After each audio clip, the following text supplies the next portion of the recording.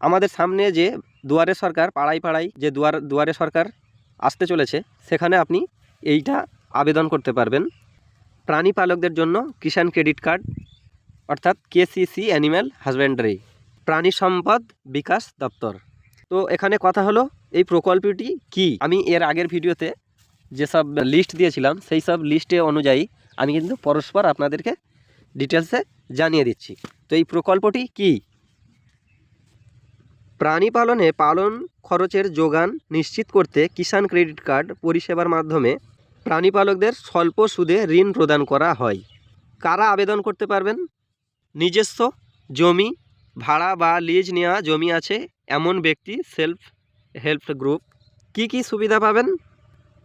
এখানে বলেছে কি কি সুবিধা পাবেন। স্বল্প সুদে বর্তমানে 7% বার্ষিক হারে সর্বাধিক 2 লক্ষ টাকা পর্যন্ত ঋণের সুযোগ, যার মধ্যে 1,60,000 টাকার ঋণে কোনো কোল্যাটারাল সিকিউরিটির প্রয়োজন নেই। 2 নম্বরে, সময়ে পরিশোধ করলে 3% সুদের সমপরিমাণ টাকা ফেরতযোগ্য। 3 নম্বরে, কৃষিক্ষেত্রে 2 লক্ষ টাকার কেসিসি ঋণ গ্রহণকারী কৃষক প্রাণী পালনের জন্য আরও 1 লক্ষ টাকা অর্থাৎ সর্বাধিক 3 লক্ষ টাকা কেসিসি ঋণ পেতে পারেন।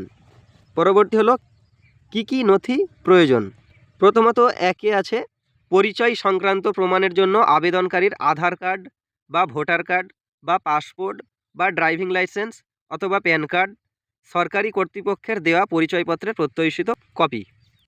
দ্বিতীয়ত, বাসস্থান সংক্রান্ত প্রমাণের জন্য আবেদনকারীর আধার কার্ড, ভোটার কার্ড, পাসপোর্টের কপি, টেলিফোন অথবা ইলেকট্রিক সাম্প্রতিক বিল, সম্পত্তি করের রসিদের কপি, বিল বা রসিদ 2 মাসের বেশি পুরনো নয়। আচ্ছা, স্থানীয় পঞ্চায়েত, পৌরসভা বা সরকারি কর্তৃপক্ষের দেওয়া শংসাপত্র, অর্থাৎ আপনি যে কোনো একটি দেখাতে পারেন। 3 নম্বর আছে জমির নথি যদি প্রয়োজন হয়।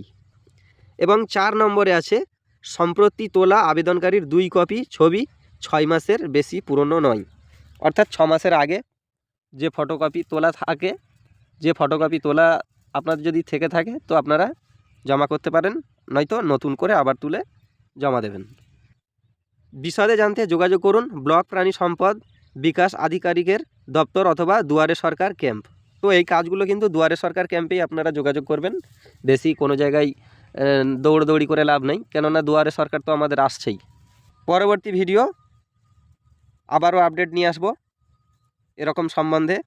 তো চ্যানেলটি সাবস্ক্রাইব করে পাশে থাকবেন। ভিডিওটি ভালো লেগে থাকলে একটি লাইক করে বন্ধুদেরকে শেয়ার করে দেবেন। ধন্যবাদ।